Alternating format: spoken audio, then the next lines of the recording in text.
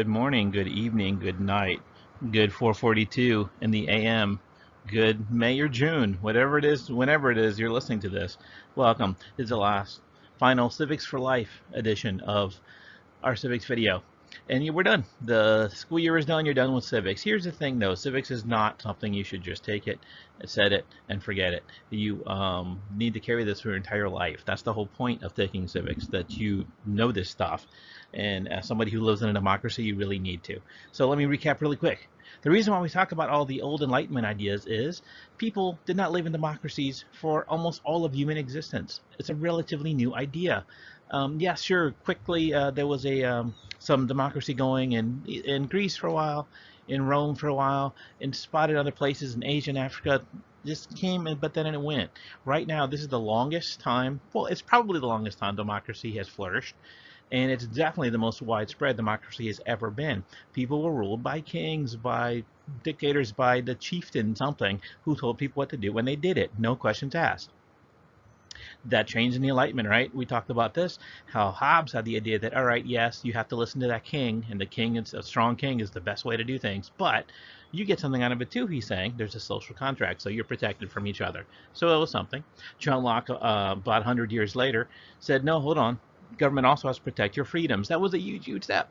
And that has come John Locke really influenced our Declaration of Independence, our Constitution, and our entire system of government, and governments all over the world, actually. Um, so yeah, that's what our government is based on. There really are people right now. You might have heard somebody say, man, it'd be good if one person can just clean up all the problems, make the country work better. Sure, yes, but that's not what our country is based on. That's not what our Constitution is designed to do. It's designed to put people against each other in different branches with separation of powers so that nobody can take control, because the people are supposed to be in charge. And if one person is given all the power, things don't usually go well when one person gets all the power. Power tends to corrupt.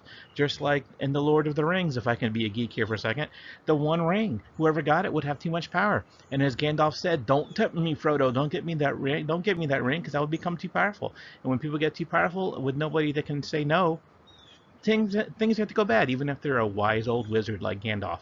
So imagine giving a normal human all that power. It usually has not ended well in all of human history. So that is how come you need to learn about all that stuff. That is how come you need to learn about the Constitution and how it works, because that is how we keep power in the people's hands. And that is also how come you need to know about your rights, because there were, remember, there were long, long periods of human history where there were no rights. Right now, if you are living in Hong Kong, the Chinese government is really cracking down on the people who live there. They're saying we have rights, and the Chinese government is saying, no, you don't. Well, there are no Bill of Rights there, and their rights are really being affected badly. Same thing in North Korea. Sometimes here and there in other places where the rule of law is not very strong, and some people can get away with doing things, some people can't. That's not a good situation. As an American citizen, you should know that. You should know how our government works. You should know how it's supposed to work. You should know about all these kind of things and all the big ideas are based on. The idea is democracy is the best system. There's a famous quote from Winston Churchill, who was the Prime Minister of England during World War II, and he said, democracy is the worst system that's ever been come up with, except for every other system. Basically saying, obviously, it's not perfect. It's hard to get things done, but it's the best idea anybody's come up with so far, so that's what we're going to run with. But you got to fight to keep it, because if somebody wants to take over control of a place and nobody stops them, they'll take over the place. Democracy doesn't just happen. Democracy has to be continually rebuilt, and people have to pay attention, and they have to vote wisely and watch what their government leaders are doing. That's how democracy actually lasts. So that's the main idea of civics right there. You can wrap everything up into that little 4-minute rant I just did. And that is why you're in civics, and that is why you should still always pay attention. You will be voting before long. 5-ish years, you will be voting, which means you need to make these decisions.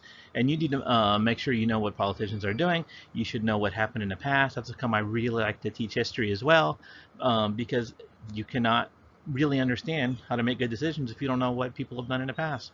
Like the big old flu pandemic of 1918.